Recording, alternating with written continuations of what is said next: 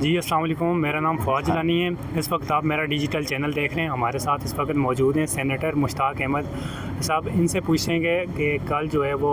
اسحاق ڈار کی طرف سے ایک اسٹیٹمنٹ بھی آئی تھی کہ عافیہ صدیقی کے کیس کے حوالے سے، تو کیونکہ یہ عافیہ صدیقی کے کیس کو بہت فالو کر رہے ہیں اور اس کو دیکھتے بھی ہیں، اکثر ہم نے دیکھا ہے، تو ان سے پوچھنے کی کوشش کریں گے کہ وہ اسٹیٹمنٹ کو کس نظر سے دیکھتے ہیں۔ جی السلام علیکم۔ وعلیکم السلام۔ سر یہ بتائیں کہ کل اسحاق ڈار کی طرف سے ایک اسٹیٹمنٹ بھی جو ہے وہ سوشل میڈیا پہ گردش کر رہی تھی کہ جو عافیہ صدیقی کی سزا کے حوالے سے کہ وہ بالکل صحیح ہوئی اور لیگل پروسیس کے تھرو ہوئی ہے۔ تو میرا سوال یہ ہے کہ جو بھی گورنمنٹ ابھی اقتدار میں آنے سے پہلے جو ہے وہ اس کے بہت سے مطالبات ہوتے ہیں، اس میں سے ایک وہ یہ بھی اس کا ایک منشور ہوتا ہے کہ عافیہ صدیقی کے کیس کو جو ہے وہ انٹرنیشنل فورم پہ دوبارہ اجاگر کیا جائے گا، لیکن جب بھی حکومت میں آتے ہیں تو اس کے اینٹی ہی چیزیں ہمیں مسلسل نظر آتی ہیں، جیسے کہ اسحاق ڈار کی یہ اسٹیٹمنٹ جو ہے وہ ہمیں دیکھنے کو ملی۔ تو اس اسٹیٹمنٹ کے اوپر آپ کیا جو ہے وہ حکومت کو پیغام دیں گے اور اداروں کو پیغام دیں گے؟ جی بہت شکریہ۔ دیکھیں اسحاق ڈار کا جو اسٹیٹمنٹ ہے وہ بہت شرمناک ہے، بہت افسوسناک ہے، اور پاکستان کی جو نیشنل پالیسی ہے ٹورڈز عافیہ، جو اسٹیٹ پالیسی ہے، اس کی سراسر نفی ہے۔ اور اگر آپ ان کے انٹرویو کو دیکھ لیں تو وہ عمران خان اور پاکستان تحریک انصاف کے خلاف جو انتقامی کارروائیاں ہیں اس کو جسٹیفائی کرنے کے لیے کہ ہم نے یہ ڈیو پروسیس سے کیا ہے اور عدالتی کارروائی پورے اس کے تقاضے پورے کیے ہیں اور اس کی بنیاد پر ان کو جیلوں میں رکھا ہوا ہے، ان کے خلاف سزائیں سنائی گئی ہیں، یا ان کا انتخابی نشان چھینا گیا ہے، یا ان کے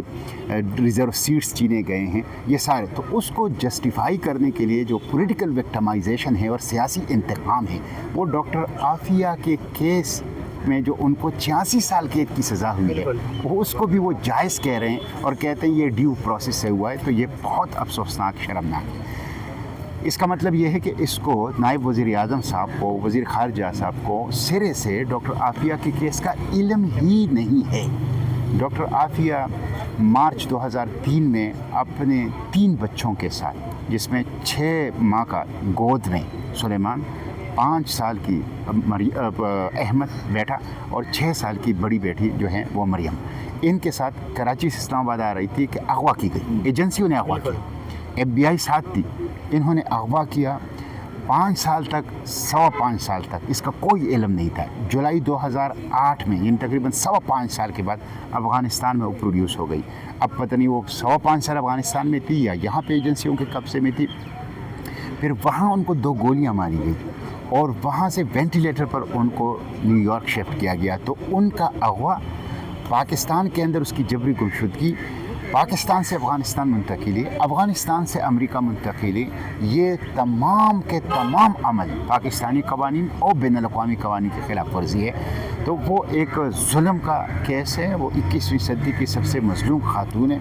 اور جو بیان انہوں نے دیا ہے یہ شرمناک ہے، یہ افسوسناک ہے، مجھے اس پہ دکھ ہے۔ میں نے خود سینٹ آف پاکستان میں کئی دفعہ تفصیل سے تقریراً کر کے ان کو سمجھایا ہے کہ عافیہ کا کیس کیا ہے، عافیہ کی رہائی کے لیے کون سے قانونی 4 میں نے لیگل قانونی آپشنز دیے، یہ وہ تفصیل میں نے بتائی۔ میں نے ان کو خط بھی لکھا ہے، وزیر اعظم شہباز شریف کو، اسحاق ڈار کو، بلاول بھٹو کو، ہنا ربانی کھر کو، اعظم نذیر تھارڑ کو، ان سب کو میں نے خطوط پہ بھیجے، ان سب سے میں نے ملاقاتیں بھی کی ہیں، لیکن یہ لوگ غداری کر رہے ہیں۔ آپ اندازہ کر لیں، ایک طرف ایک دن پہلے وزیر اعظم شہباز شریف جو فارم 47 کے ہیں، وہ ڈاکٹر عافیہ کے بہن ڈاکٹر فوزیہ سے ملاقات کر رہے ہیں اور ان کو یقین دہانی کرا رہے ہیں کہ حکومت تمام اقدامات لے گی ڈاکٹر عافیہ کو پاکستان لائیں، اور دوسرے دن اس کا نائب وزیر اعظم اور وزیر خارجہ جو ہیں وہ واشنگٹن میں بیٹھ کر وہاں پر وہ ڈاکٹر عافیہ کے 86 سالہ قید کو اور ان کے اوپر جو بدترین تشدد ہوا ہے، آپ کو پتہ ہے سائیکولوجیکل وائلنس، فزیکل وائلنس